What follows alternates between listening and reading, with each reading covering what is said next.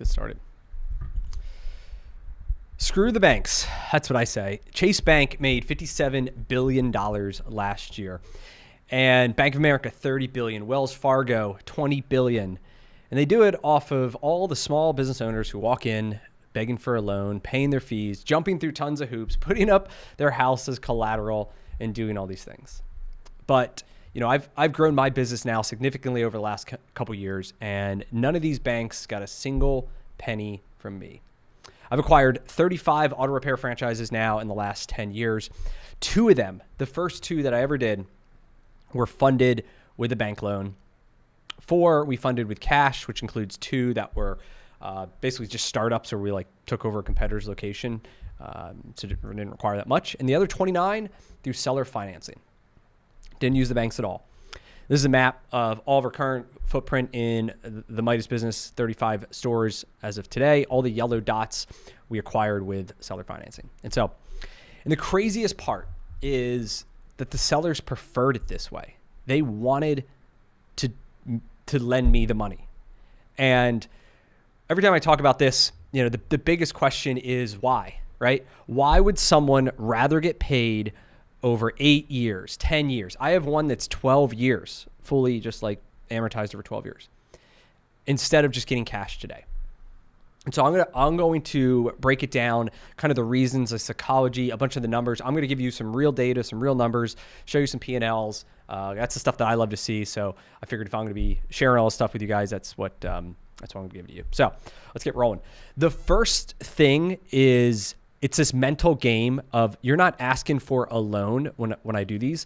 I'm becoming their retirement plan. That's the mentality. Because as business owners, you're addicted to cash flow, right? You're used almost your whole life, even as an employee, right? Every week you get paid. Every 2 weeks you get paid. Maybe as a business owner, you might take distributions once a month, whatever the rhythm is. You live your life off cash flow. That's what the sense of security comes in, because you have all these bills that have to go out. You have money coming in. And this idea for many of them of getting a lump sum payment, like a bunch of money all at once, is terrifying, that they lose control. They give it to a financial advisor who maybe they don't even use right now. And now they're relying on that person to use that money to generate income. And for a lot of them, all the deals that I've done, it's more comfortable for them to bet on me and to say, I become their retirement plan, because they trust that we are going to perform, and it's in an asset that they already know and that they've been doing maybe for 10 or 20 years, which is their own business, or the business that used to be theirs. But they know that better than putting it in the stock market or putting it in bonds or insurance product or whatever. And so I am the retirement for 7 families.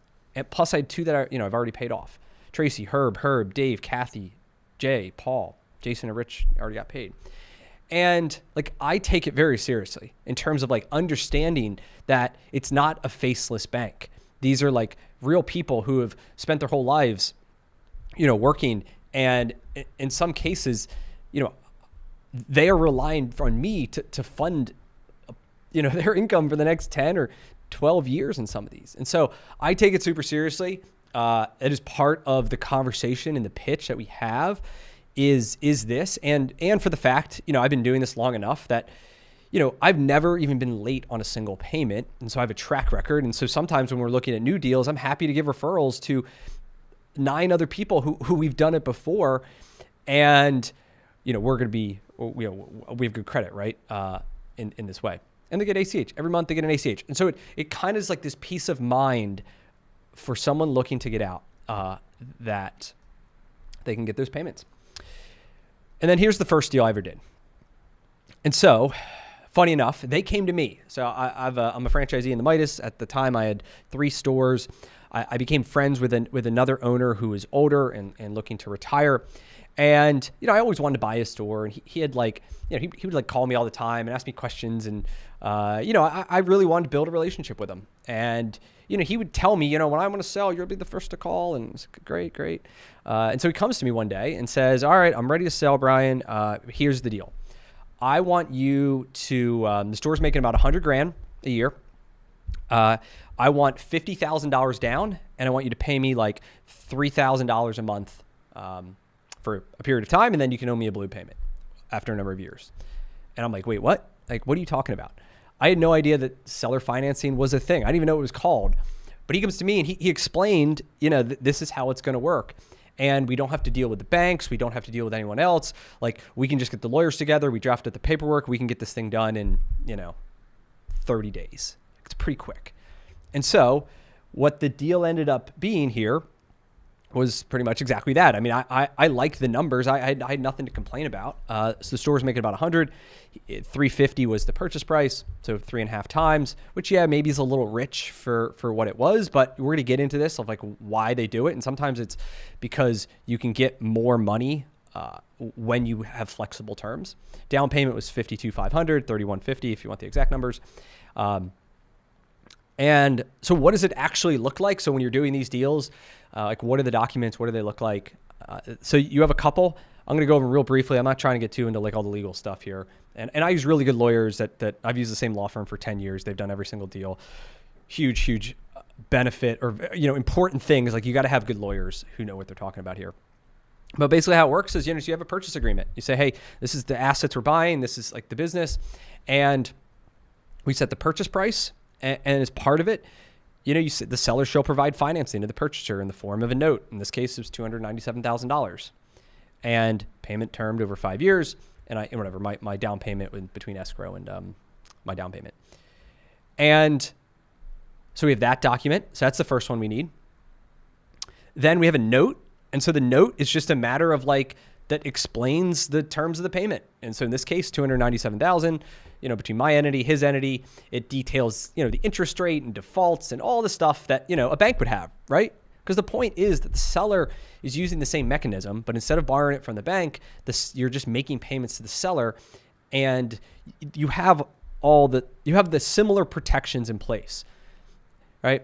But you have security. So we have a security agreement that basically says, hey, all the collateral, all the things that are at the store, like we are kind of putting them up. So if we don't make payments, you can come and basically take over all these things to be able to pay yourself back.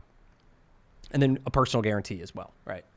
That I'm personally guaranteeing it, which basically means that, everything I own is, kind of at the, could be used if I had to pay it, right?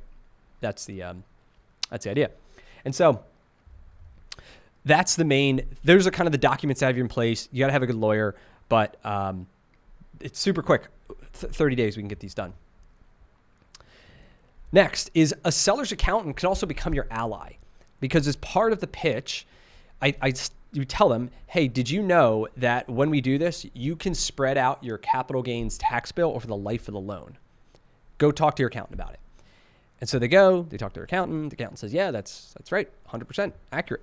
And now we have them on their side, and they're like, yeah, the accountant confirmed everything you told me. It's happened multiple times. So as an example, let's say it was a $300,000 loan. Let's say, at 5% interest, let's say they owed $50,000 in capital gains. Each year they'd pay a portion of the capital gains based off of, the amount of money we're paying them here. But then I'm also paying them interest. And what's interesting on their side is that it's possible, depending on like the math and stuff, that the interest payments could cover the capital gains tax that they owe, or at least in this case, be very close to it. And so now instead of like the bank getting the interest, if they're getting the interest, they spread out their payments, they get the cash flow, and it like they start to come around, because often, it's not every seller's gonna be jumping to do this, right?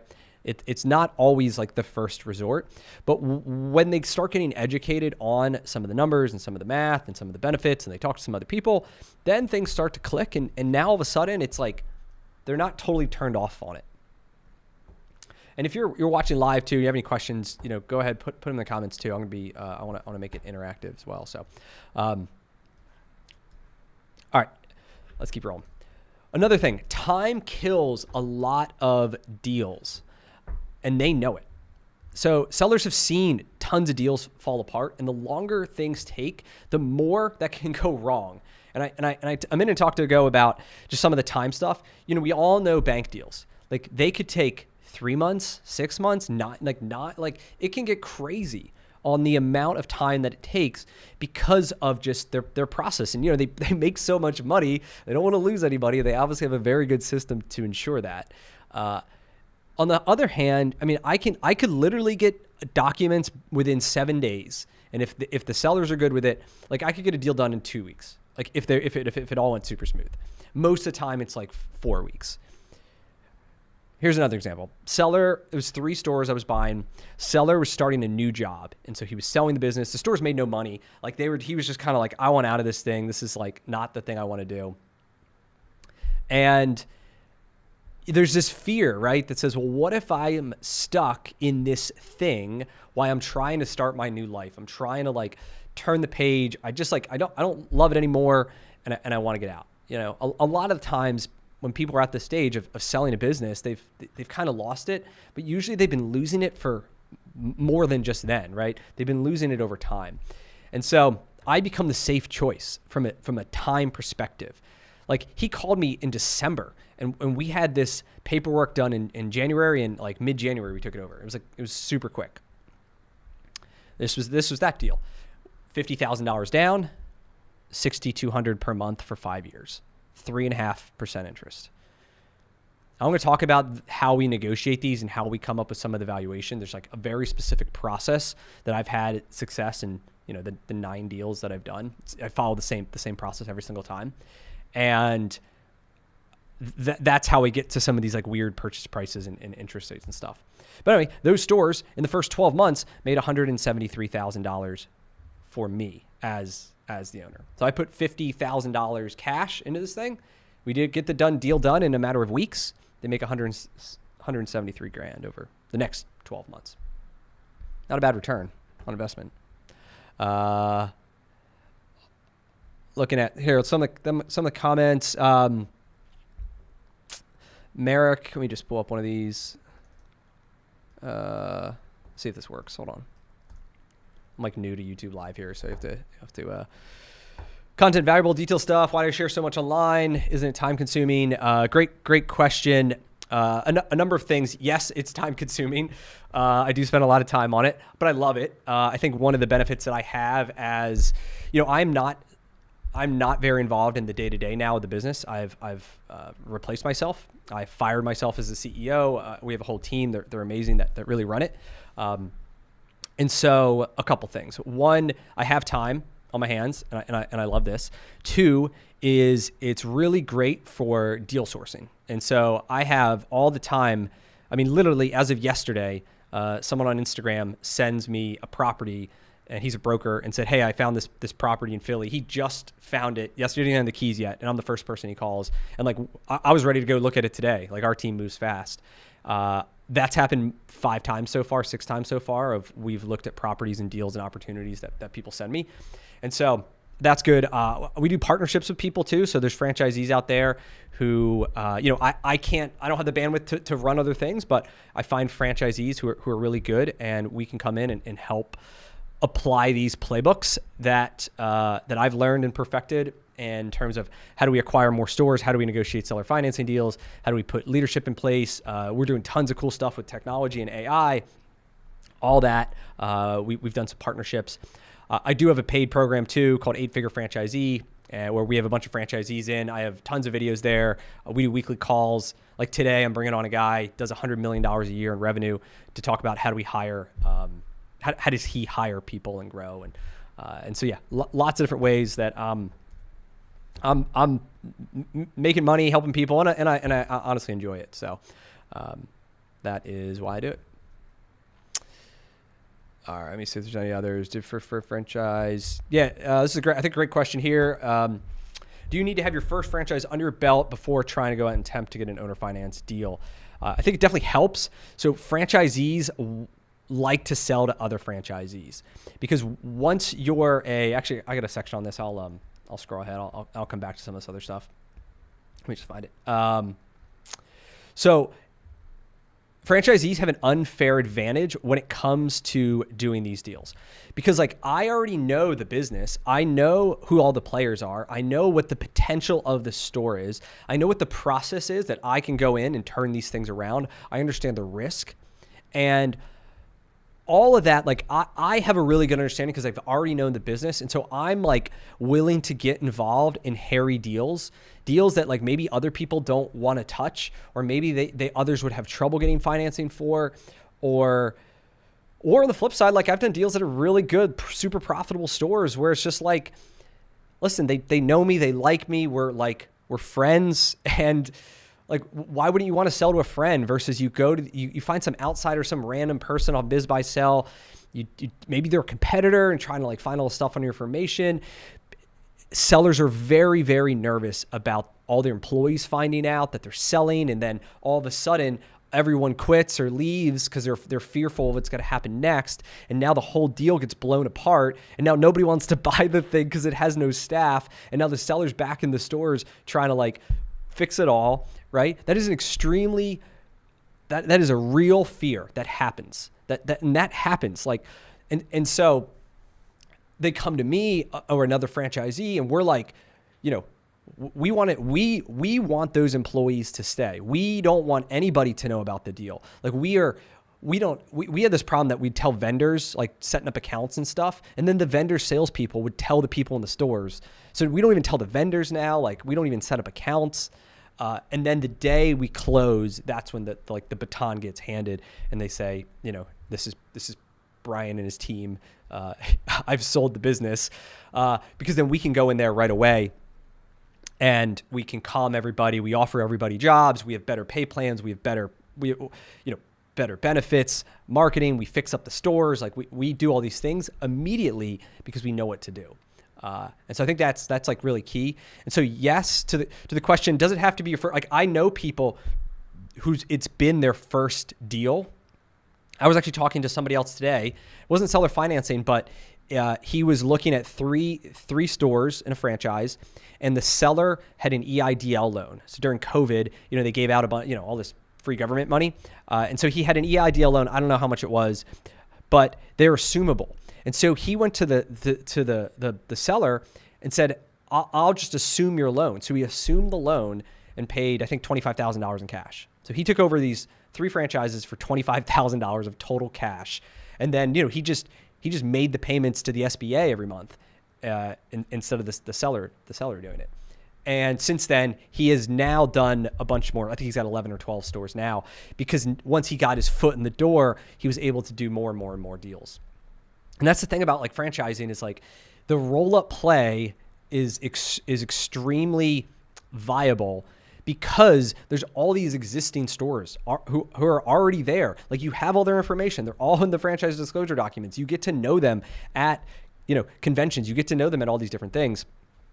And you can go from there. So I would say you could shoot for it, but don't necessarily like say that it's not impossible. It's just a matter of asking and go from there.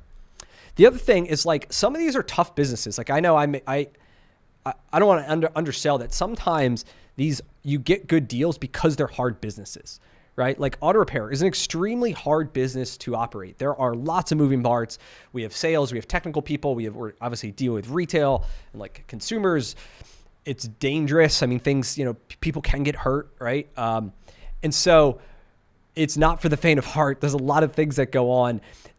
I mentioned some hair on deals. I mean, we had one, actually it was the first deal I did there where, I hadn't met any of the team. The day I walk in there, I meet the manager who I learned would leave the shop. He'd go to the casino, he'd go to the strip club, and sometimes he'd just sleep in his truck in the car and then wake up and walk in the store and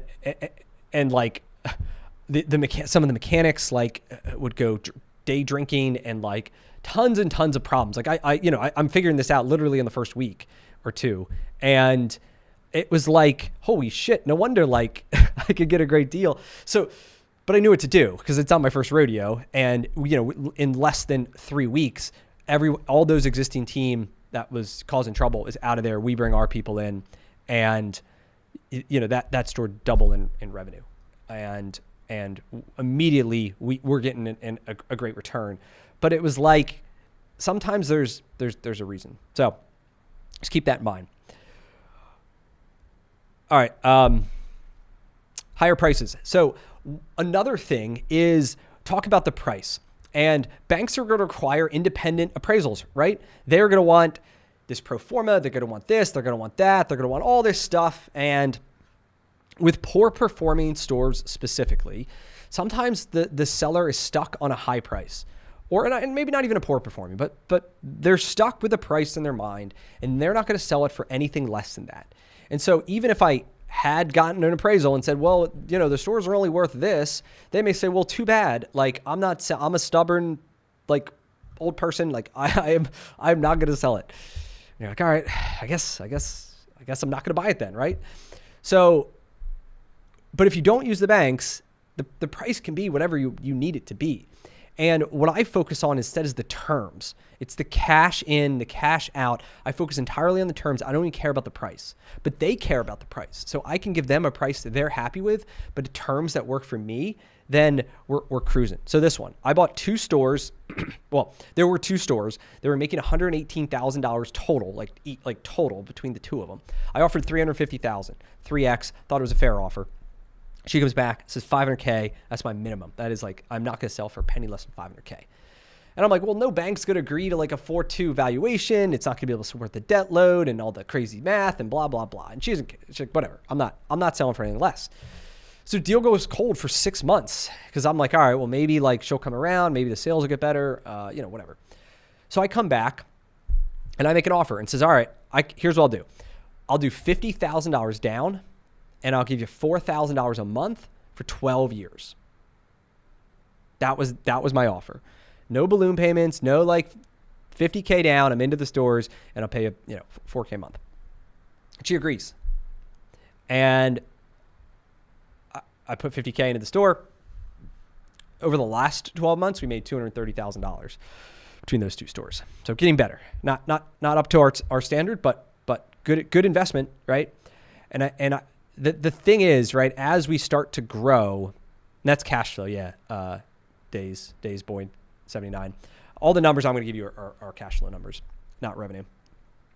Are that like there's this thing that in the beginning, when your business is small, you view it as a job, right?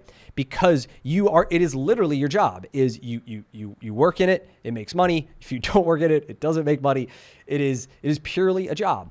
And the biggest challenge is like turning that job into a business where now you've got a team of people and things work without you, right? And like you can go on vacation and it still continues to run. And often all these start as jobs, but then we turn them into businesses. But a lot of times when I am buying these small deals, or when you are going to buy another person's small business, often you're buying their job. And for them, it's this like relief that like, oh, I don't have to get up and do this thing anymore because it's like a job. And you have to have these systems in place to make it into the business. Otherwise, you are going to have that job. Like if you don't have good systems to be able to replace it, you are going to fall into that same trap. And so that's why it's really important that you know how to hire. You can have people, you can run the process, you can generate cash flow, all this stuff. But then the next level, the final like boss level, is it becomes an investment vehicle. And that is something that I want to say I only learned maybe 3 years ago or less. In that, like I can take money out of the business and maybe I go and I put it into the stock market and I make 15 or 20% this year or whatever, or maybe 10% on average. But I could take that same money, that $50,000 that I was going to go buy like a Vanguard fund with, and I can put it in to buying 2 more stores that get me what's that? That's not 800. Like a crazy return. What's that? 400% return on my money. Like once you can get the systems down, your mind shifts and it's like you view it as this investment vehicle. And that's honestly how I've compounded, our business. We only have like $100,000 of bank debt. I have like a couple million in seller notes, but like I have no investors, all self-funded. It's because I switched my brain from like, I need to take money out of the business and I need to go like build like defenses and I need to go like invest in all this other stuff. And I still have money in other stuff, obviously, but back into the business of like, what if I just put more money into the shops? What if I just bought another store? What if I quote overpaid for another opportunity, but it can make 100% of my money back in the first year? And I have the systems and people and process in place so that I'm not the one physically going there. That's like ultimate game boss, right? So the wins. So we think about this thing like just getting these deals done and just like the net gain of it all, where the seller gets the price that she wanted, $500,000. She also gets another 126 grand of interest income over those 12 years. Remember, I'm paying her $4K a month, 12 months, 12 years. That's $576K plus the $50,000. $626 is the total cash if I don't pay it off early from my bank account to her bank account, right? And so instead of paying Chase $126K, I'm paying this lady in her retirement plan that. So like that's a huge win for her. Me, like I get this thing for $50K down, $25,000 a store essentially. And we hire more people. Like we've already hired more people. We pay them better. Some of them are the same people that worked for her now work for us, and they make double the amount of money because we have performance-based compensation plans where the more people, perform, the more money they make. And so, yeah, some of them are really motivated. Plus we spend a ton of money in marketing. We're just like better at getting customers and more bats. And we use DVI, like digital inspections. Like we do all the things. And for whatever your business is, you're going to do all your things, but that like improve the business. And then we help the community. Like we are fixing more cars. We were making cars more safe. And then, yeah, like I get a good return on that as the investor for taking the risk and putting it all together. Like I should get paid. It's the whole point of, right? Capitalism is you get paid for risk and you get paid for benefit. And so that's what these can do. And it's just like a total unlock when you start to think about the business, not as just like, even for me, like I used to be like, I'm not paying more than 2.5 times for this thing. Like I'm all proud of I just put out another video. I bought a store for $110,000 that was making $100,000. That was one of my cash deals. I got it for basically 1 time's earning. It was like the best. It was like one of the best deals I've ever done. And I was like, for many years, that's what I wanted. That's like all I would want is like, I want to see how cheap I could get it. And like on the earnings multiple. But that held me back from doing other deals that other people ended up buying because I viewed it more as like this, the job / like I need to get a really good deal. Like I need a win, quote unquote, in the short term versus thinking about it over the long term and how much cash flow am I going to be able to make on this thing over the next 5 years or 10 years or whatever your timeline is. And then ultimately you're going to be able to sell the business too. So like, as an investment, all these have terminal value when you want to get out of it, if it makes sense. Another comment here. Initial cash outlay for the deal terms under after your initial cash outlays on the deals, are you putting more cash into the upgrades or use the existing cash to business to fund expansion? Great question. And yeah, we do it a couple different ways. So I think the main one is, we try to fund as much of it we can with the cash flow of the business over the long term. I guess I divide it into 2 different ones. So first we've got critical things. So what are the things we have to do today to get the business like to the standard, to the level that I play at? So that's part of it. In franchising, even like neighboring stores, different owners, like we have the same brand. Like you might have Midas's around you. Though if you go to some of them, probably going to be a totally different experience and potentially look than if you come to one of mine. So same brand, but different operators. Obviously, franchises want to have more consistency, but there's a spectrum, whole other conversation. So there's things that we are immediately going to do. And so, for example, I am taking over a number 36 store on Monday. And starting on Tuesday, we are going to demo the waiting room. We are going to rip up the floor. And by Sunday, we are going to have it completely remodeled and look like one of my new stores in a matter of less than a week. And I don't know what the budget is because I'm not, luckily I got my CFO and all my guys figuring this stuff out. I want to say it's 20 grand, something like that. 25 grand is probably what it's going to cost us to do this. And within a week, we're going to have it. So yeah, that's like coming from our like other cash because it's literally day 2. There is no money yet.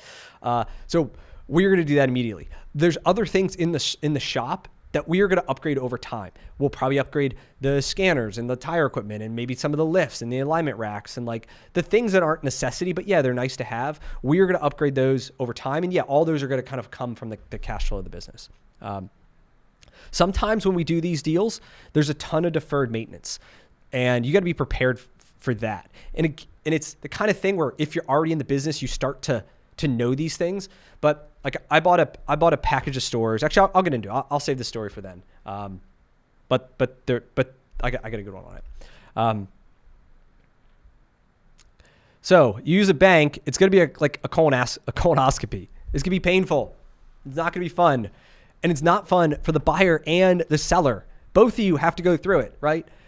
Both of you, because they have to understand the business and they have to understand the buyer. So they're going to want, it might be more than this, to be totally honest. I haven't actually done one of these since 2016 was the first time I did it. But 3 years of tax returns, they're going to want bank statements, like printed PDFs, current financials, payroll ledgers, pro formas.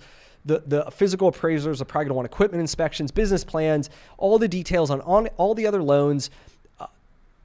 Like my tax returns are very complicated because of obvious reasons, and so I know when we've done it on real estate purchases, it's a huge pain, and endless questions that they email you and you answer them, and then they email you the same question 2 weeks later. It's like, didn't you see my other email? Anyway, super painful, right?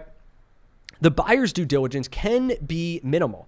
If I'm getting into one, I am only going to want an existing Midas franchise, something that I already know. I'm going to get into it is I want a 12-month P&L. I want to know the leases. The leases are super important in retail business because landlords can screw you. I want to know the staffing. But what I want to know is like, who is there? How long have they been there? What are their skills? Like, do you think they're going to stick around? Have you promised anybody like that they're going to become the owner, which has happened to me before, and then they're all pissed off, right? And understand that CapEx question that you have, which is a good one, which is after I buy this thing, how much money am I going to have to put in it immediately versus how much can I get kind of delayed down the line?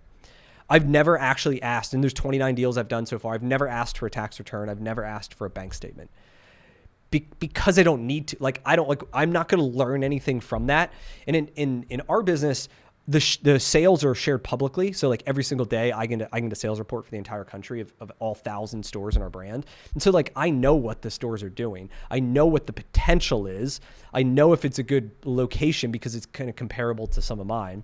And so I'm just like, I am super easy to deal with. And other people who do these deals, super, super easy to deal with versus the colonoscopy of what the bank's going to require. Now, as a caution, like I've been doing this for 10 years. If I was doing a new deal, like I've partnered with people on some other deals, and we were way more thorough in getting more stuff, in part to understand the business because I didn't know the business because I was new to it as the investor on it.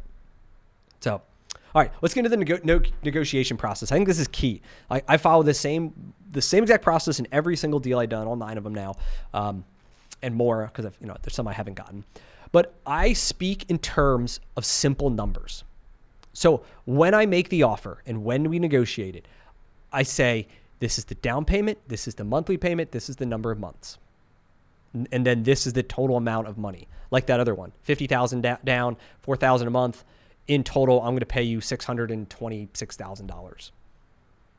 That is it. That is I don't get into interest rates. I don't get into amortization. I don't get into balloon payments. I don't get into like all the crazy complicated things that one could get in with. And I keep it super, super simple. Because if you think about it, like a lot of these sellers, like who've been in the business a long time, like they're just, ordinary people. They don't have a finance background and they don't have all this stuff. And so if you come in here with all this, like, your fancy MBA and you're all this stuff and you start talking in these terms, they're gonna be like, whoa. Like, I don't understand any of this stuff. I don't want to get screwed. I'm going to go get my accountant and lawyer. And like, I got to talk to them about all this stuff. And like, you're going to put people on ice versus if you speak in simple terms, they respond in simple terms.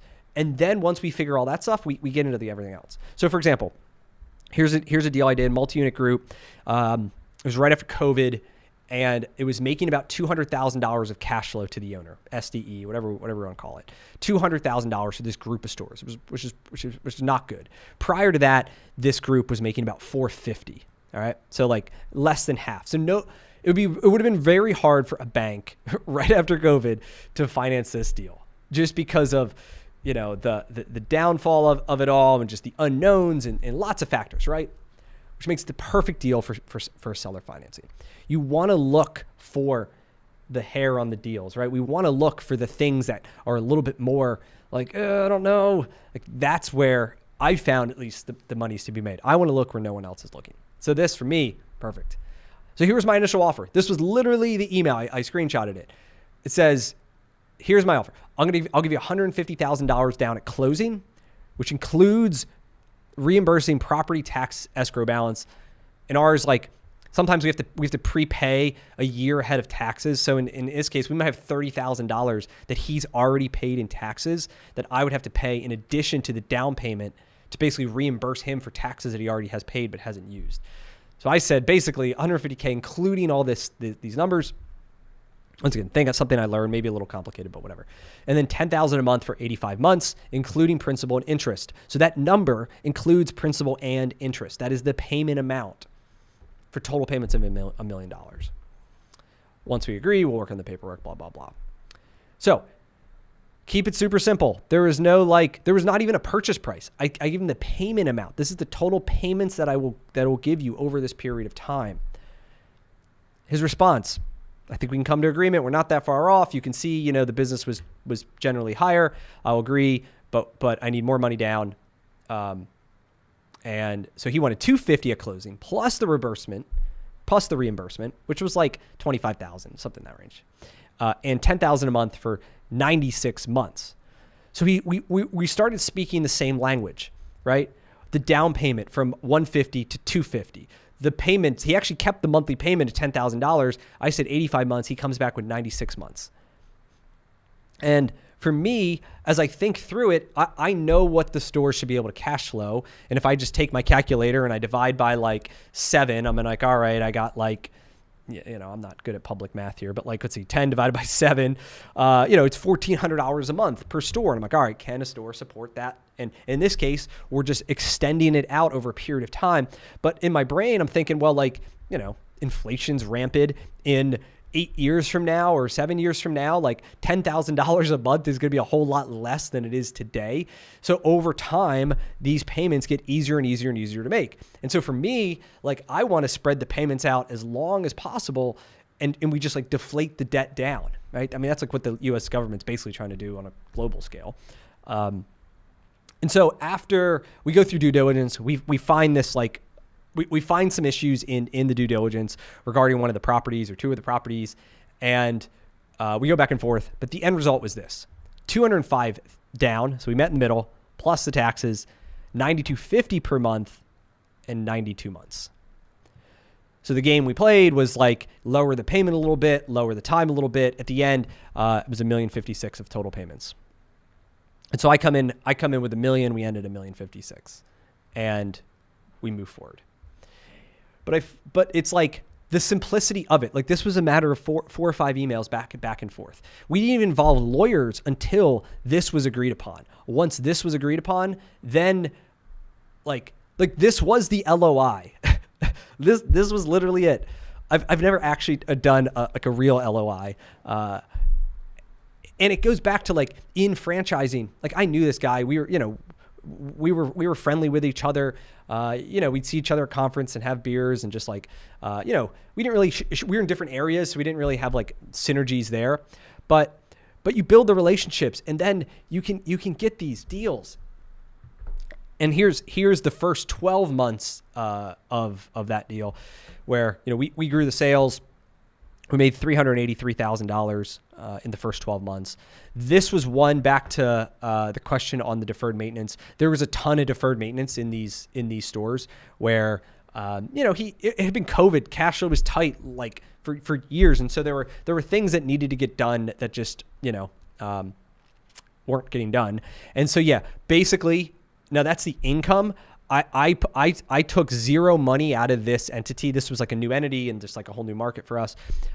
Probably 18 months. I didn't take a single penny out of this thing. All the money we made, we were just putting back into buying new lifts, to buying, hiring better teams, putting cash into inventory so we could sell tires more. This was also the launch pad for, we bought another store 4 months later. That 3-store deal was in this market. And so now this 7 stores, I think is 11 or 12 or 13.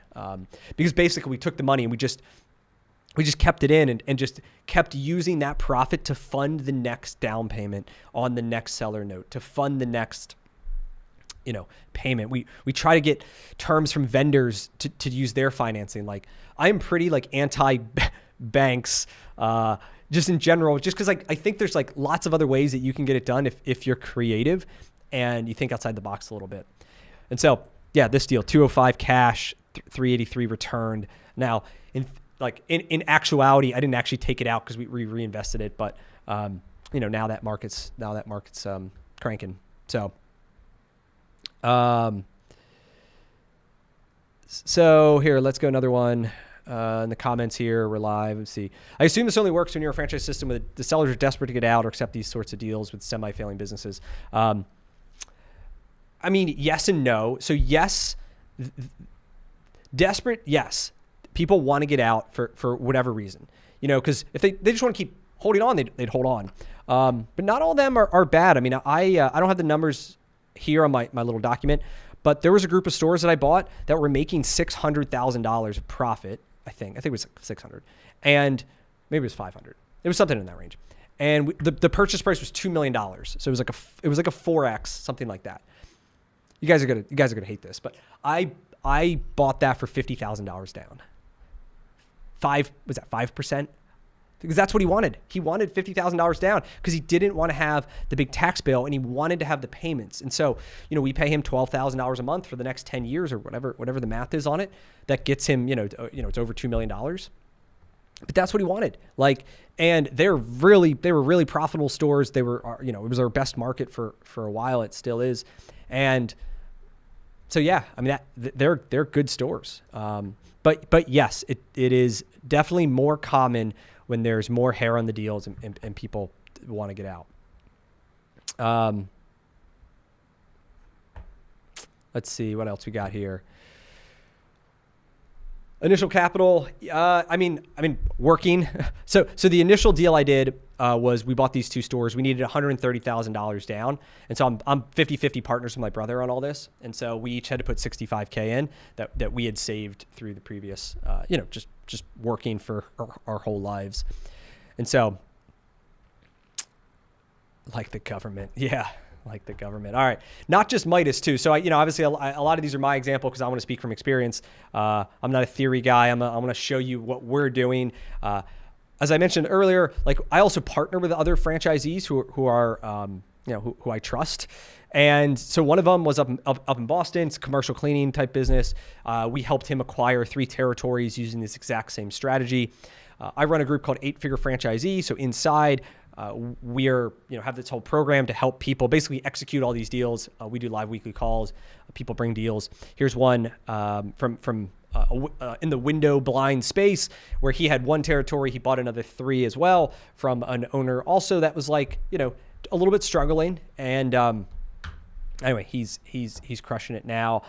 Other deals, literally right now, I'm working with people on a 3-store acquisition in QSR, another 5-store deal in automotive. Someone's got a senior care business they're looking to acquire another. One of them's in fitness. And so it works across the board when you know what to do and how to get rolling in it. So that's I got. If there's other questions, you guys want to put them in the chat. I'm happy to hang out and answer them. Or if there's other things in terms of from a management side, anything else, happy to help. See how I can help you. I mean, my goal in doing all this is, there's a lot of ways to make money. I think some of the best ways to make money, a lot of people don't talk about. On Twitter and Instagram, you see all the AI and you see all the really cool fancy stuff. And for a lot of people, even it feels like, I don't know, unattainable, or that's not me. And there's so many ways in these boring businesses that you can make money. And there's a lot of people who are having success, but they're not online. They're not on YouTube. They're not sharing their stories because as soon as they do, they get criticized. I know a guy who owns 15 McDonald's. He makes $4 or $5 million a year, profit running these things. And he never speaks online because as soon as he does, it talks about, here's all the success I'm having. Here's the money I make. He gets criticized for, minimum wage and junk food and all this stuff.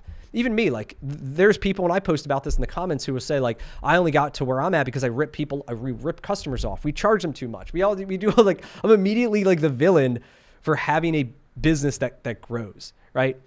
And like for many people, it's just not worth it to them to share it. And so they don't. And so my thing is like, whatever, all the haters can say whatever they want. I don't really care. I know that we do it the right way, and that's how we grew our business.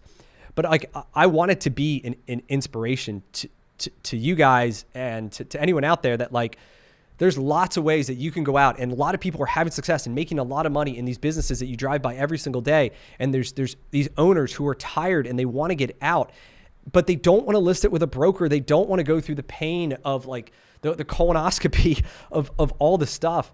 And so if there's another franchisee or another person they know who says, hey, I'll take this off your hands, like they're going to like it. And if you're looking to get into your first one and you don't own a franchise, like you can go and find out who the owners are. If it's and just start talking to them and figure out like, hey, how's this going? How long you been in the business? Like, what's it like? Any advice for somebody getting new? And you never know. Like there are ones where if you approach them and if they like you and they start to trust you a little bit, that you never know, you could find these as well. And anyway, that's what I think is awesome. And the mission I'm on is to help share it and show it. And so, that's all I got. So anyway, I'll see you guys next week. I'm trying to do this every week, every Wednesday at 1. And if you're not subscribed, please subscribe. I'm really close to 10,000 subscribers, trying to get to 100 after that. And I'll see you. Cheers.